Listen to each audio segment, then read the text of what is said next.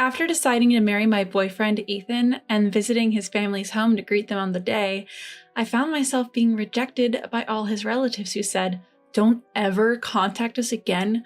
We don't want to hear your voice." Perhaps because of their upbringing, being doted on for their good looks, my mother-in-law and sister-in-law were harsh and jealous towards anyone who possessed something they did not. Unfortunately, I became the target of their envy. Both my father-in-law and brother-in-law, without any resistance, joined them in rejecting me. Several months ago, I was able to exact a grand revenge on these four. My name is Amy. I am 27 years old. Now I'm living peaceful and happy days surrounded by love with my husband, adorable child, and my parents. The origin of all this started 3 years ago when I was 24. It was triggered when my boyfriend at the time, Ethan, proposed to me. Ethan and I were colleagues at work, and we became close due to our shared hobby of movie watching, and we started dating after many movie outings together on our off days. Ethan had a calm temperament and was friendly to everyone at work, making him well liked by many. He disliked disputes and was the kind of kind-hearted person who could forgive others' mistakes. Since the time I entered the company, I was interested in Ethan, so when he asked me out, I was overjoyed, and I looked forward to going to work every day. Whenever I made a mistake at work and was feeling down, he would listen to me all night long, and I naturally started thinking, I want to be with this person forever. Ethan had dreams of starting his own business in the future, and I wanted to be by his side to support him all the way. When Ethan proposed to me, I was over the moon. Of course, there was no reason to reject him. I accepted his proposal immediately and decided to marry Ethan. On the weekend after Ethan proposed to me, we immediately went to my family's home, introduced Ethan to my parents, and announced our intentions to marry. Ethan was also kind to my parents, and he even had a great time drinking and getting along with my father. My parents seemed to take a liking to Ethan, and they joyfully agreed to our marriage and shared in our happiness.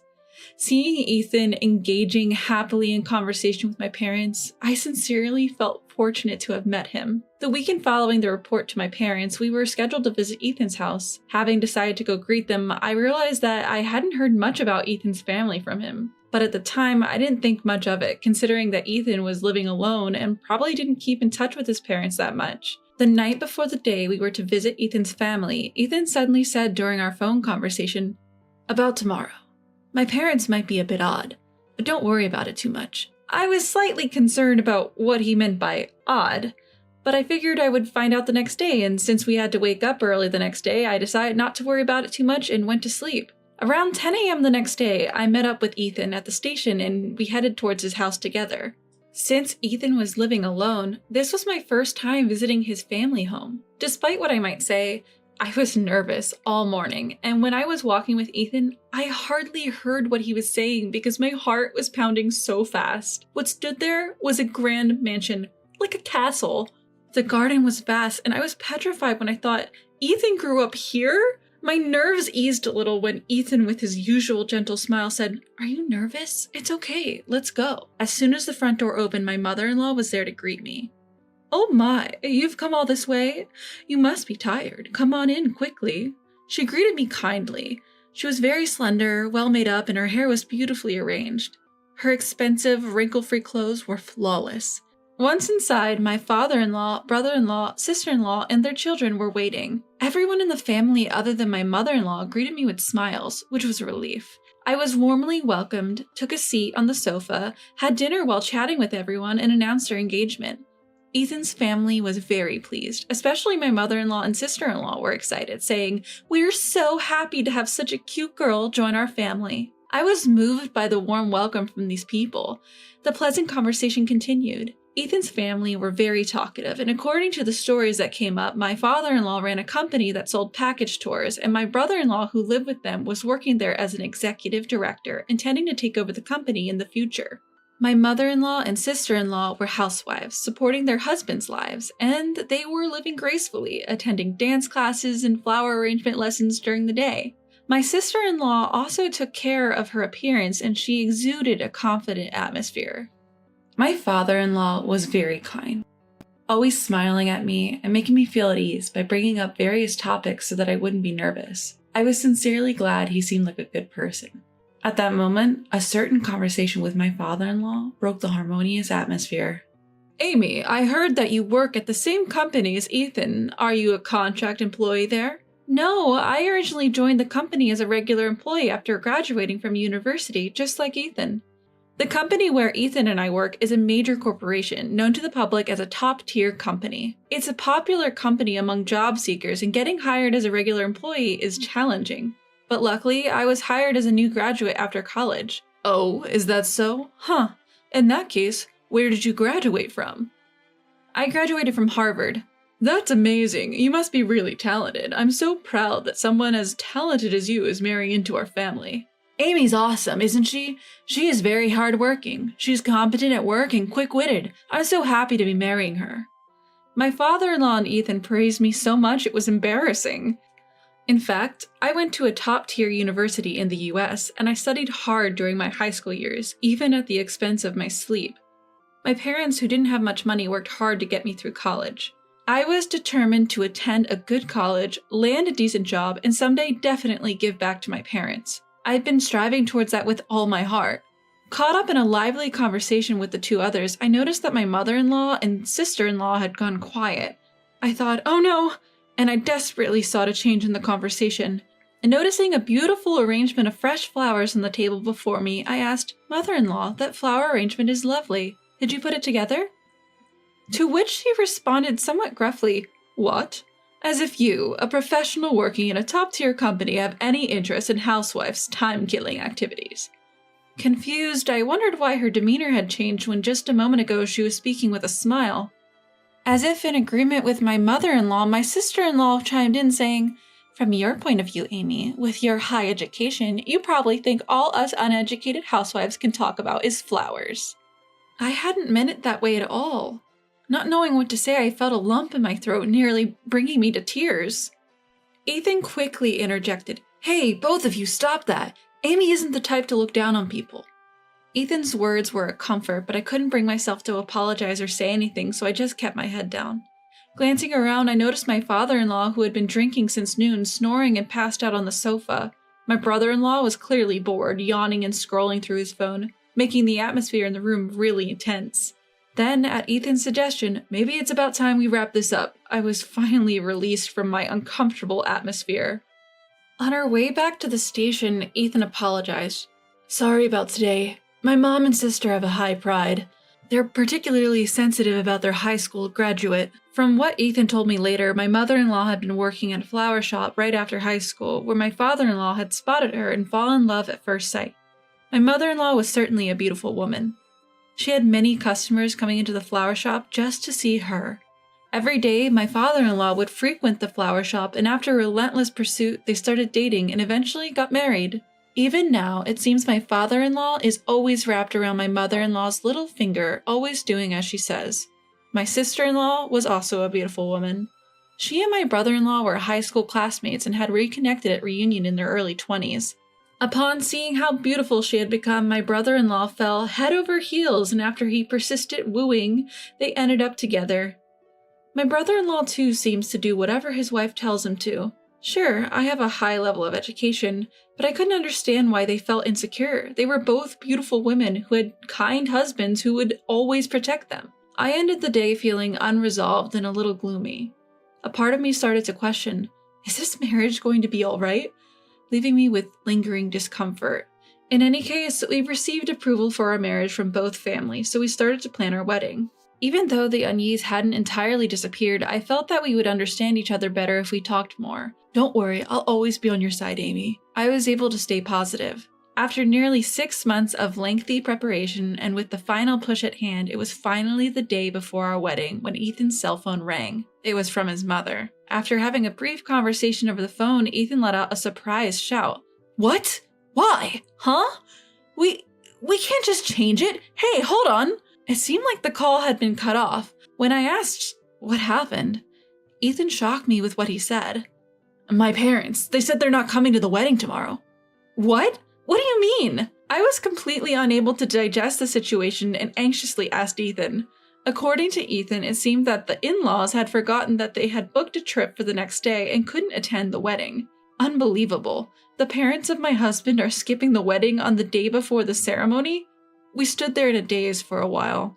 Not understanding why this happened, we tried calling not only the mother-in-law, but also the father-in-law and brother-in-law many times to get an explanation, but only the dial tone continued to ring and no one picked up the phone. Confused by the sudden situation, we quickly went to the in-laws' house, but the lights were off and there were no cars, indicating that nobody was home. I said to Ethan, "When I went to greet your family the other day, I wondered if I upset your mother and sister." The atmosphere was quite tense at the end, to which Ethan responded, "As I've said before, both my mother and sister have high pride. Smart women tend to be a bit hard-headed. Even if they hold a grudge for such a thing, I wouldn't know." When I asked, "But why would your father also skip the wedding?" Ethan replied, "My dad and brother-in-law, they're both very submissive to their wives. They probably sided with them to not upset my mother and sister." Ethan said this with a distressed look. I was at a loss for words. In the end, we were unable to contact Ethan's family even on the day of the wedding, so we had no choice but to go ahead with the wedding without Ethan's family present. Why did this happen? Did I do something wrong? And was it really true that they forgot they were going on a hot springs trip? Even if it were true, I couldn't comprehend why Ethan's family would choose a trip over attending their own son's wedding. My parents, who had arrived at the wedding venue, were very surprised when they heard that Ethan's family would not be attending. Ethan said to my parents, "I'm very sorry for the trouble my parents have caused." My parents responded, "It's not your fault, Ethan. Don't worry about it. Enjoy the wedding." But their expressions were a bit complicated. I felt terrible for making my parents have such expressions at the wedding. During the reception, we could hear whispers among Ethan's friends and mine asking, "Why aren't Ethan's parents here?" And the boss from work, who kindly agreed to give a toast, also asked, "What happened to your parents?" leaving us wondering how to answer. He couldn't possibly say, "My parents are at a trip instead of attending their son's wedding." When we were asked about Ethan's parents that day, we brushed it off saying they were feeling unwell. What was supposed to be a joyous day turned out to be one mentally exhausting day. Several days after the wedding ceremony, Ethan and I went to his parents' house to report that the ceremony had ended. "Oh, Amy, it's been a while. How was the wedding? Did you have fun?" "Oh, I'm sorry. I couldn't make it because of my trip that day. I meant to buy you a souvenir, but I got so busy and forgot." She said this with no signs of remorse. "No, it's okay. I'm glad you enjoyed your trip." Inside, I felt sadness, wondering why I had to suffer such treatment, but to avoid worsening our relationship with Ethan's family, I responded with a forced smile.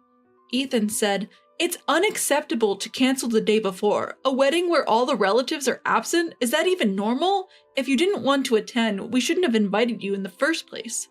Then the sister-in-law said, "I would have attended if Amy wasn't the bride." What? What does that mean? I was so confused that my head started spinning.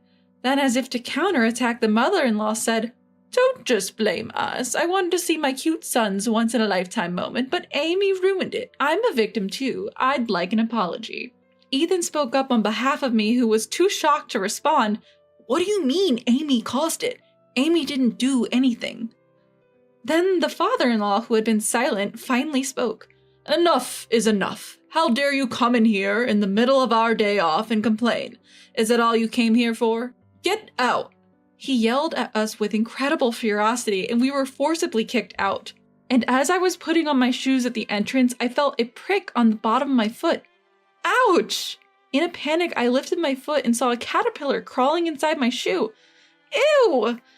I, with one shoe on, ran outside and let the caterpillar go. The mother-in-law and sister-in-law, who had been watching, said, "Are you okay?" while snickering maliciously. I, who wanted to get out of there as soon as possible, said, "Sorry for the trouble," and was about to leave the house quickly when I was stopped by my mother-in-law. "Amy, please don't get involved with us except for weddings and funerals."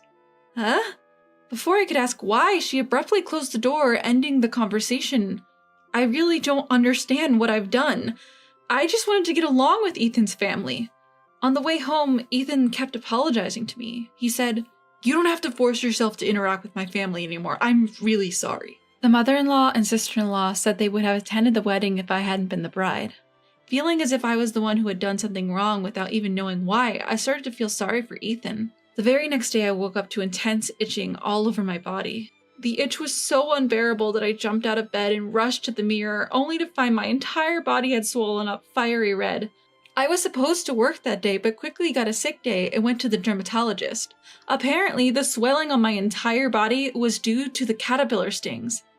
The caterpillar from yesterday, huh? The itching was incredibly intense, and for about 2 weeks since that day, I was unable to sleep properly due to the severe itching. Come to think of it, I noticed my brother-in-law touching my shoes at the front door when I went to Ethan's house. The old me would have thought a caterpillar had just accidentally crawled in, but at that time, I felt nothing but distrust towards my in-laws. A month after that, Ethan was hospitalized due to ill health. He had been complaining of frequent stomach pains for a week before being hospitalized, so I, who was worried, forcefully made him take a day off from work and took him to the hospital, where he was told that he probably had a gastric ulcer and needed to be hospitalized for further tests. I was told not to contact them unless it was for a wedding or a funeral, so I hesitated, but I thought that it was not something to keep secret from Ethan's parents, so I plucked up the courage and called my in-laws. Hello? My mother-in-law picked up the phone. While the phone was ringing, I couldn't stop my hand from shaking, and I felt nauseous the moment I heard my mother-in-law's voice. That's how much I had come to dislike my mother-in-law. Hello, it's Amy. I'm sorry I haven't been in touch. What is it this time? Well, Ethan has been hospitalized due to ill health. They think it might be a gastric ulcer, but he's being admitted for tests just in case, so I thought I should let you know. Ah, a gastric ulcer, huh? Isn't it because you're overworking him? Please don't call me for such trivial matters. I'm busy. Trivial matter? Don't you care about Ethan? I don't want to hear your voice. I'll tell you clearly because you seem dull. I don't want to have anything to do with you from now on, so please don't contact me again. I'm worried about Ethan, that's why I'll call him directly. Then my brother-in-law suddenly came on the phone. Look, you're too persistent. Read the room a little. I don't know if Ethan's been hospitalized or what, but it's annoying to have you contact us every time. He hung up the phone unilaterally. The moment I heard the sound of the phone hanging up, I felt like something inside me had snapped. The in-laws who mercilessly threw harsh words at me, the mother-in-law who said don't contact us even though her own son was hospitalized, and the entire family of in-laws who rejected me unilaterally, I couldn't forgive them. You don't want me to contact you again because it's a bother? I don't want to have anything to do with that strange family. I will never contact them again, no matter what happens. After that, there were no significant abnormalities in Ethan's test results, and it turned out to be a mild gastric ulcer, so he took medication for a while and his health improved significantly. Of course, I explained the whole situation to Ethan. Ethan, with a look of resolve on his face, told me, "Let's stop getting involved with my family. The only person that matters to me now is Amy. If they can't accept Amy, then even if we're connected by blood, they're not family to me." A year after that happened, Ethan finally left his job and realized his long-standing dream of starting a software sales business. He had been dreaming of starting his own business since before we got married. Of course, he leveraged his previous job experience to accomplish this. Ethan worked harder than anyone else at his job to achieve this. Although we're still at the starting point, I was happy to see even a bit of Ethan's dream becoming a reality. And our happiness continued. A year after he started his business, a healthy baby boy was born to us. My parents were overjoyed at the birth of their grandchild. Despite the nearly 2-hour journey from my house to theirs, they visited us frequently, making each day extremely blissful. Naturally, we did not report the birth of our child to Ethan's parents. Well, even if we had, they probably wouldn't have cared anyway, so it doesn't really matter. We didn't hear a thing from Ethan's parents after the phone call. Feeling relieved that we didn't have to deal with that peculiar family anymore was somewhat comforting. Then, several months later, something happened. The new coronavirus began to spread globally, and our country also declared a state of emergency and called for people to refrain from going out. Watching the news, all we saw were discussions about coronavirus. As the call for non-essential outings to be refrained grew louder, it was clear that the restaurant and tourism industries were severely affected. My heart ached for them. Suddenly, I wondered how the package tour company run by Ethan's father was doing, but it was none of my concern. No, I might have even cracked a smile imagining the state of his father's business. Despite the circumstances, Ethan's business was doing very well. While there was some instability in our income when we first started the business, recently our income has been higher than when Ethan was an employee and everything was going well. Around this time, Ethan started to receive a lot of calls from his parents' home. However, Ethan seemed to be avoiding getting involved with them, and he didn't pick up the phone even when he noticed the calls. There were also some voicemails left, but because he decided not to be involved with his family anymore, he ignored them without even listening to them. I often told Ethan, "You don't have to worry about me. It's okay to get in touch with them. From my perspective, I despise his family. But for Ethan, they're his family who raised him, and I felt guilty making him cut ties with his parents because of me. However, Ethan told me, as I've said before, Amy is the most important person to me, not my parents. If they can't accept Amy, even if they are my parents, I can't value them. I felt sorry, but also happy for Ethan's unwavering kindness. Ethan was still receiving calls from his father and mother every day, all of which he ignored. Then one day, a letter arrived from Ethan's family home. The letter simply stated, "Our business is on the verge of bankruptcy and we have some financial matters we'd like to discuss. We need to talk as soon as possible." Pretty audacious for someone who had cut ties with us. Their nerve was just as strong as ever, and they demanded urgent contact. Of course we didn't get in touch. Let him suffer. That's what he deserves. Next thing I knew, my cell phone was ringing. I didn't notice the call as I was at work, but a voicemail was kindly left for me. It seemed like Ethan had not been answering his phone, so the caller had reluctantly reached out to me instead. It's quite audacious, especially when I had told them not to contact me. Reluctantly, I decided to listen to the message that was left on my voicemail. All I got was a message saying, "Is this Amy's number? If Ethan continues to ignore me, I'll come knocking. Let him know." That's all it said. 2 days after the voicemail was left, Ethan had the day off because it was Saturday. We were enjoying a leisure family day at home. We had just finished lunch and were discussing what to do for the rest of the day when the doorbell rang. When I checked the monitor, there stood my 4 in-laws. Seeing my shocked face, Ethan came over to check the monitor as well. Ethan let out a heavy sigh and said to me, "You don't have to answer. They'll give up and leave if we don't open the door." However, I said, "It's fine. They've come all this way, so we should let them in. It's kind of pitiful." Ethan thought for a moment, then said, "Okay," and unlocked the door. Pitiful? No way would I ever feel that way about such diabolical in-laws. I purposely didn't tell Ethan about the voicemail. All of this was to lure them into our home. Of course, my shock at seeing them through the monitor was just an act. I knew they would show up sooner or later. There was a reason why I let Ethan's parents into our house. The real retaliation is yet to come. It's time for a full-scale confrontation. The entire in-law family had come to our front door. As soon as the door was opened and the 4 of them marched in without a hint of restraint, spoke in a frustrated tone, "How long does it take to just open the door?" Such a bunch of ill-mannered people, it's unbelievable. As soon as they entered the house, Ethan's mother saw our son happily playing with his toys on the floor and said, "Whose child is this?" I responded, "He's our son." "Ah, I remember now. You said not to contact you anymore, so I didn't report it. But I don't think you're interested in anyway, so whether or not I report it makes no difference."